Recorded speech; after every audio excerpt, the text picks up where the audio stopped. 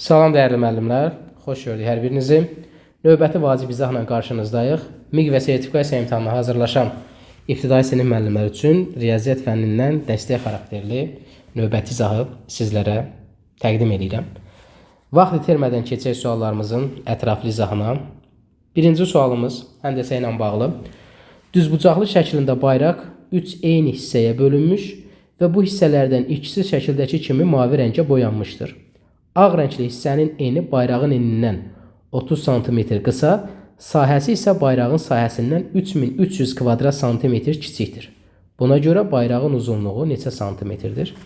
Bunu biz ayırd eləsək, 3 eyni hissəyə bölünübsə, onda buranı x, buranı da x götürəcək. Təbii ki, bayrağın uzunluğu da bu həm mavi rəngə boyanan hissə, eyni zamanda da ağ hissənin uzunluğundan eynidir, yəni y-dir. İndi bizə deyir ki, ağ rəngli hissənin eni bayrağın enindən 30 cm qısadır. Bayrağın eni 3x-dir, çünki 3 dənə x eləyir bunun eni. Ağ hissənin uzun eni 1x-dir, çıxacaq bərabər 30-a. Yəni, qısa olmaq bunların fərqin 30 olduğunu göstərir və ya kiçik tərəfin, yəni x-in üzərinə 30 da gələ bilərik. Bu tənliyimizi həll eləsək, 2x bərabərdir 30, x də bərabər 15. Demək, biz x-i 15 tapdıq. Əla. X 15-dirsə, bura 15-dirsə, onda bayrağın ümumilikdə eni 3-15, 45 eləyir. Keçək indi məsələnin digər hissəsinə. Sahəsi isə, hansı hissənin sahəsi? Ağ rəngli hissənin sahəsi. Ağ rəngli hissənin sahəsi nəyə bərabərdir? Bura 15-dirsə, burada y-dir. Onda ağ hissənin sahəsi elədir 15y. Bayrağın sahəsindən, bəs bayrağın sahəsi nəyə bərabərdir? Bayrağın sahəsi 3 dənə 15 elədi, eni 45, uzunluq da y-dir. Bunun da sahəsi elədi 45y. Sahəsindən 3300 kvadrat santimetr kiçikdir. O zaman sahələri fərqini 3300-ə bərabər eləyəcək. 45y bayrağın sahəsidir. Çıxılsın 15y ağ hissənin sahəsidir, bərabər eləyəcək 3300 kvadrat santimetr. Bunlar bir-birindən çıxdığımız zaman 30y bərabərdir 3300-ə, y bərabərdir, sıfırlar gedər, 333-ü də 3-ə böləndə 110 santimetr doğru cavab C. Çox çətin olmayan, sadəcə ilk baxışda sizə çaşdırıcı gələn bir sual tipidir. Diqqətli olmaq lazımdır. Keçək növbəti sualımıza. Növbəti sualımız ədədin mərtəbə toplananlarının cəmi şəklində yazılması, sağa sola keçirtmə. Yəni çalışıram sadəcə suallar yazanda sualın biraz inteqrasiya tipli olmağına əsas götürüm.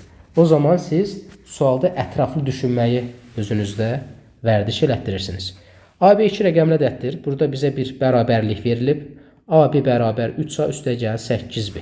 Demək, müəllimlər, əgər AB-nin üzərində xətt olması bunun 2 rəqəmli ədəd olduğunu göstərir və bu tipli yazılışlarda biz ilk baxışda bunu mərtəbə toplananlarının cəmi şəklində yazmalıyıq. AB-ni mərtəbə toplananlarının cəmi şəklində yazmağımız 10A üstəgəl B bərabər 3A üstəgəl 8B şəklindədir. A-lar B-lər bir tərəfə keçir. 3A keçəcək bu biri tərəfə, 10A-dan çıxanda elədi 7A, B də gəlir bu bir tərəfə elədi 7B. A da bərabər B-yə, hər tərəfini 7-yə böldük. Və göründüyü kimi burada A-nın B-yə bərabər olduğunu gördük. Bizdən isə 2 rəqəmli AB ədədini soruşur. B-nin də yerinə gətirib A yazsa, onda bizim ədədimiz alınır 2 rəqəmli AA ədədi. Bunu da mərtəbə toplananlarının cəmi şəklində yazsaq, 10A üstəgələk A bərabər eləyir 11A. Ədədimiz 11A-dırsa, demək, vuruğun biri 11-dirsə, bu ədəd 11-ə hər zaman mütləq şəkildə bölünəcək. Cavablar da 11-ə bölünən hansıdır? Doğru cavabdır. Neynədik bunu müəllimlər? Ədədləri mərtəbə toplananlarının cəmi şəklində yazırıq. Sonra ayırd edirik, sağa sola keçirtmək. A və bərabərdir B bərabərliyindən gətirib B-nin yerinə A yazırıq. Nəticə olaraq 11A. Burada ümumiyyətlə 2 dənə eyni rəqəm də olsa bilirik ki, bu 11-ə 100% bölünür. Sadəcə burada açıqladıq da, biraz açdıq, daha da sizin üçün aydın oldu. Doğru cavab elədi D variantı. Növbəti.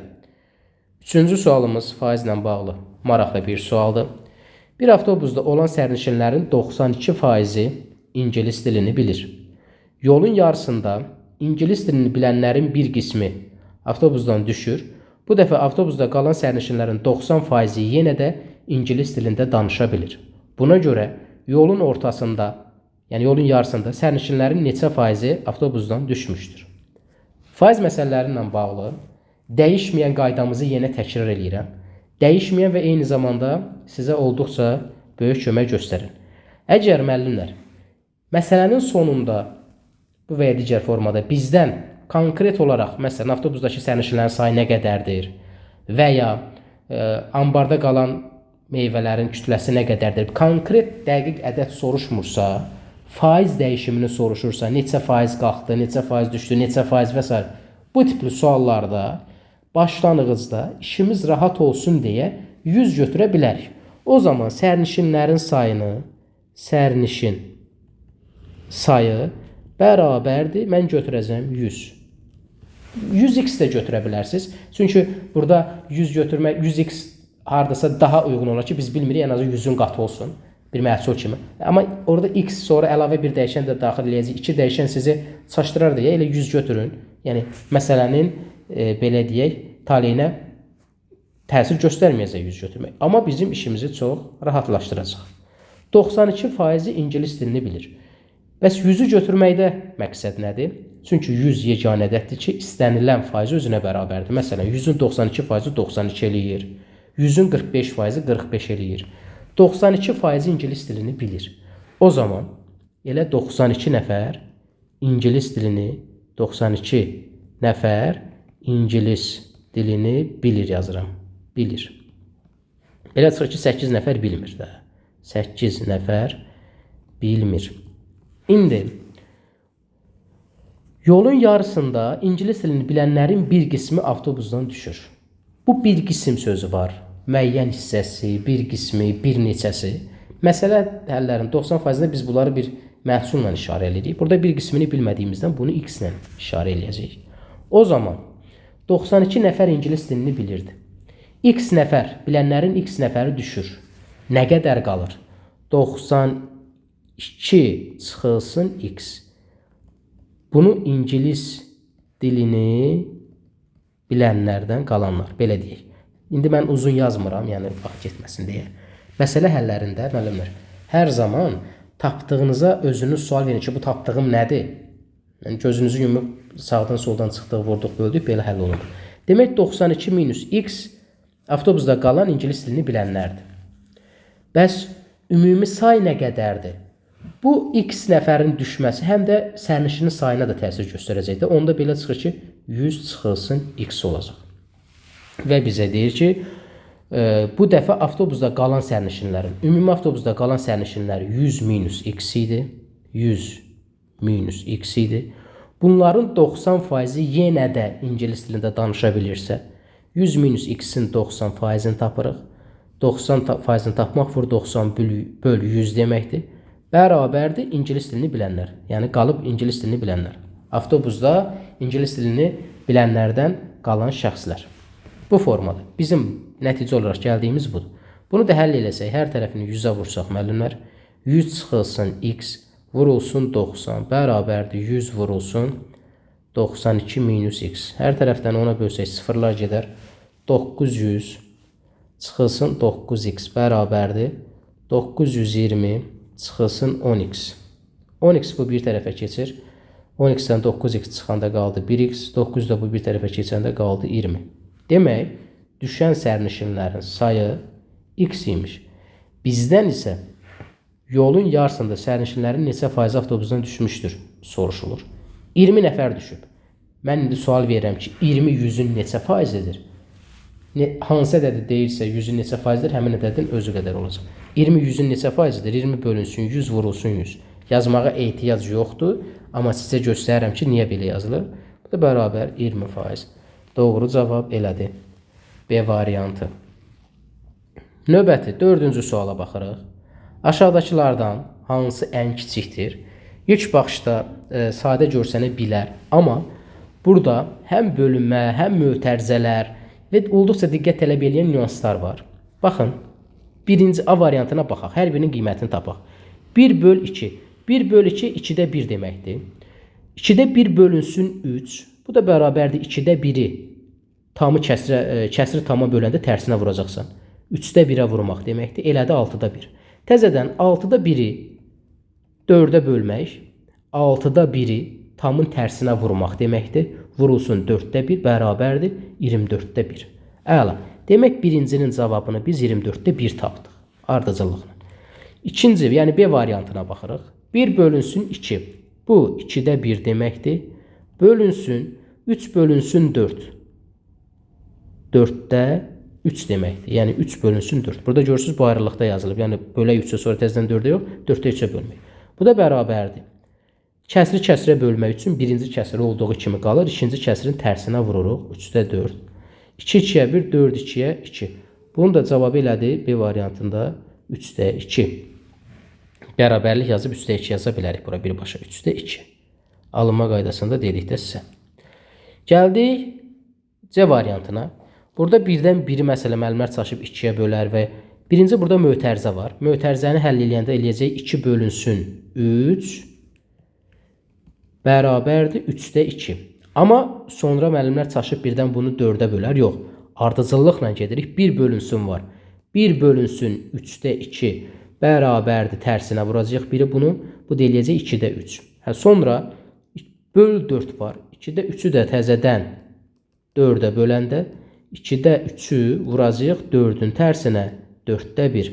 Bu da bərabər elədi 8-də 3. 10 da belə çıxır ki, C variantı 8-də 3-dür.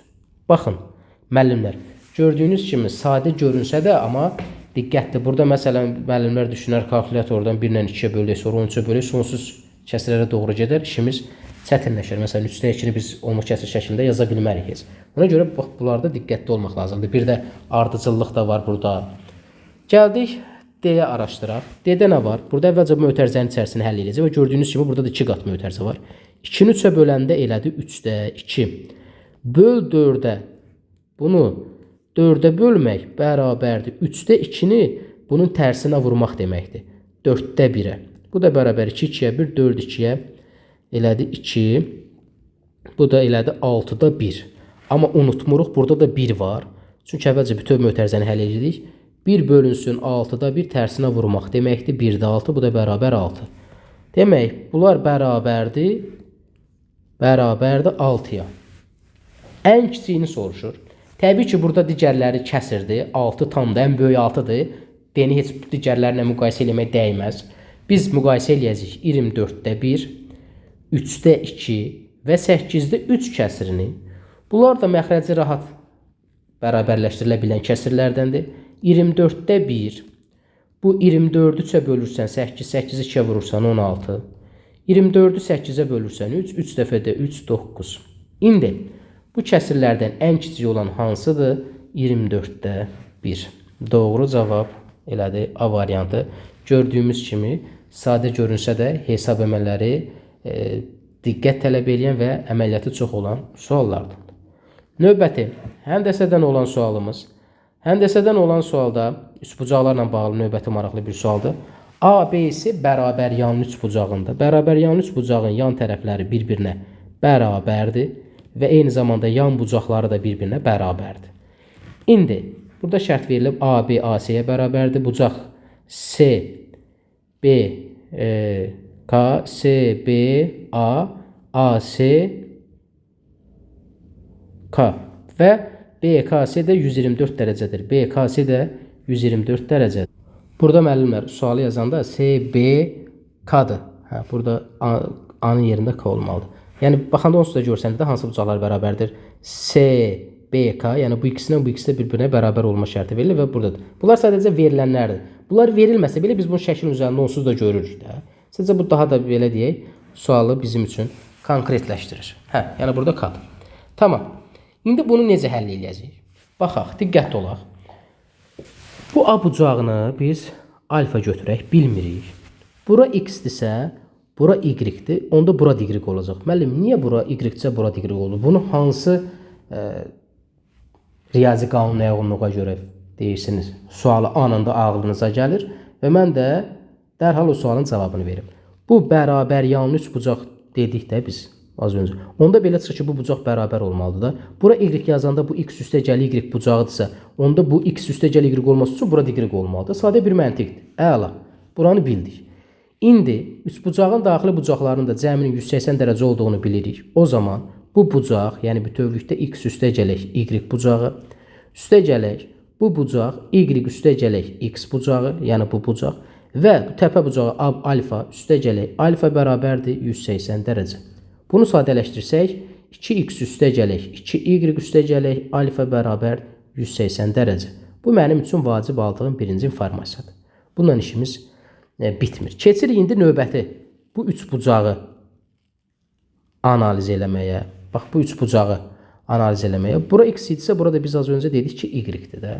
Yəni, bura y-dirsə, burada y-dir. Bunlar qeyd eləmişdik. Onda bu üçbucağın daxili bucaqlarında, bütün üçbucaqların daxili bucaqlarının cəmi 180 dərəcədir.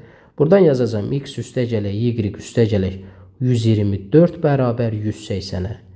X üstəgələk, y bərabərdir 180-dən 124-ü çıxanda 56 dərəcə. Demək aldığımız növbəti vacib informasiya x üstəgəl y-in 56 dərəcə olduğunu tapmaqdır. Gətirib burada yerinə yazacağıq. Bax, burada 2 x üstəgəl y, bunu 2-ni mötərizə xaricinə çıxarsaq, üstəgəl alfa bərabər 180 dərəcə. X üstəgəl y də 56-dır. Gətirib yerinə yazarıq. 2-ni 56-ya da vuranda 112 eləyər. 112 dərəcə. Üstəgələk alfa bərabərdir 180. Alfa bərabərdir 180-ə də 112-ni çıxanda 68 dərəcə. Bu da müəllimlər üçbucaqla bağlı olduqca maraqlı bir sual idi. Yəni, y buranı işarə elədik. Ümumi 180-i bir dəfə bərabər elədik. Bu kiçik üçbucağın bucaqlarını 180-ə bir dəfə bərabər elədik. Sonra da onlardan eynilikdən istifadə elədik. Bu qədər müəllimlər, hər biriniz uğurlar arzulayıram. Sizə minliklə deyirəm, kanalımızda paylaşılan sınaqlardır, dərslərdir. Ardıcıl və dönə-dönə mahiyyətini dərk edilir işləsəz, imtahanda bir probleminiz qalmayacaq. Son sınaq qruplarımıza və apreldə açılan qruplarımıza qoşulmaq üçün qeyd olunan nömrə ilə əlaqə saxlayıb ətraflı məlumat əldə edə bilərsiniz. Növbəti izahlarımızda görüşərik müəllimlər. Hələlik.